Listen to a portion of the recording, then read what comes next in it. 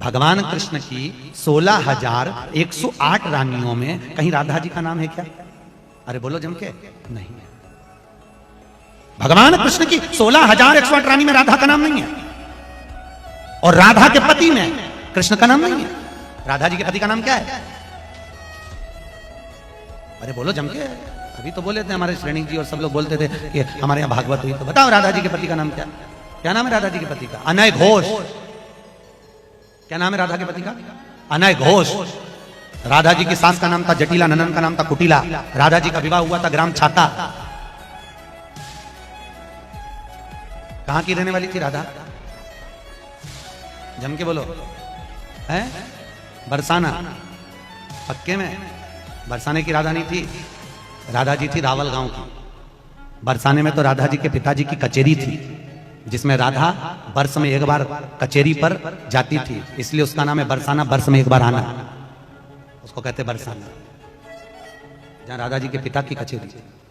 कल हमको एक क्लिप दिखाई गई किसी भागवत प्रवक्ता की, वो लाडली जी के विषय में बोल रहा है कि राधा ऐसा राधा ऐसा। 4 श्लोक पढ़ लिए, भागवत प्रवक्ता बन गए। कभी बैठे हो संतों के चरणों में? कभी किसी महापुरुष की चरण रज का सेवन करके बात करते तो तुम्हारी अशुद्ध वार्ता ऐसी वाणी से नहीं निकलती। चर्चा की जाती है प्रभु की, प्रभु में अनुराग प्रकट करने के लिए, स्वयं में, और जो सुने उसको भगवान में श्रद्धा हो जाए, प्रियाजू में श्रद्धा हो जाए। जो हमारी लाडली जी के विषय में एक भी बात नहीं जानता, वो लाडली जी के विषय में बोलने का अधिकार क्या जानता है लाडली जी के विषय में? श्री जी, अरे हम जीते हैं उन्हीं से, हम उन्हीं में रहते हैं, वो हम में रहती है। अगर तुम्हें जानकारी करनी कि श्री जी क्या है तो हमारी आंखों में आंख मिलाकर देख श्री जी क्या है, फिर तुझे पता चलेगा। जो परम रस है, जिसे वेद कहता है रसो वैसा हृदय लब्ध्वानंदी भवतु, वो रस समुद्र परमात्मा वृंदावन में 2 रूप में सदैव खेल रहा है। स्वयं लाडली बना हुआ और लाल बना हुआ, 2 नहीं है। श्री हरिवंश सुरित सुनाऊं, श्यामा श्याम एक संग गाऊं, छिनिक कबन अंतर होई, प्राण सु एक देह है दोई। राधा संग बिना नहीं श्याम, श्याम बिना नहीं राधा नाम, छिन छिन प्रति आराधत रही, राधा नाम श्याम तब काहे। वो हद करके बोल रहा है श्री जी के लिए, वो श्री कृष्ण की नहीं। अरे प्रीति मूर्तिमती रस सिंधु सार संपत्ति विमला वैदक दीनाम हृदय काचन वृंदावनाधिकारिणी जयति। तो तुझे नरक से कोई नहीं बचा सकता।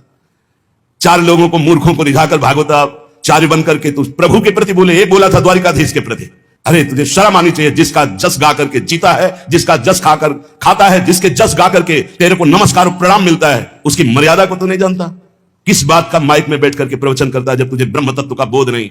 अरे चराचर जगत में भगवान देखने वाले महाभागवत कहे जाते हैं, और तू भागवत का प्रवचन करता है, भगवान की निंदा करता है, श्री जी की अवहेलना की बात करता है।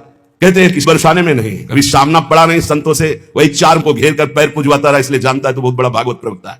श्री जी को तू जान जाएगा। प्यारो ढूंढ क्षम देने अच्छे सुखादे नाम तो ध्यानगम, जो भगवान शंकर और ब्रह्मा सुखादि के भी ध्यान में नहीं आने वाली है, वो हमारी लाडली जो है। और रही बरसाने की बात, श्री जी बरसाने में है कि नहीं, तो अभी कितने ग्रंथों का स्वाध्याय किया है? अभी रस ग्रंथों में प्रवेश ही नहीं हुआ। ये 4 श्लोक पढ़ लिए, भागवत प्रवक्ता बन गए। जो मन आया सो नरक जाओगे। ध्यान रखना, वृंदावन की भूमि से गरज कर कह रहा हूं, बोलने का अधिकार तब है जब तत्व का बोध हो जाए। बोलने का अधिकार है दैन्य होकर अपने इष्ट की यश गाथा गाओ, जिससे आस्तिकता बढ़े, नास्तिकता नहीं।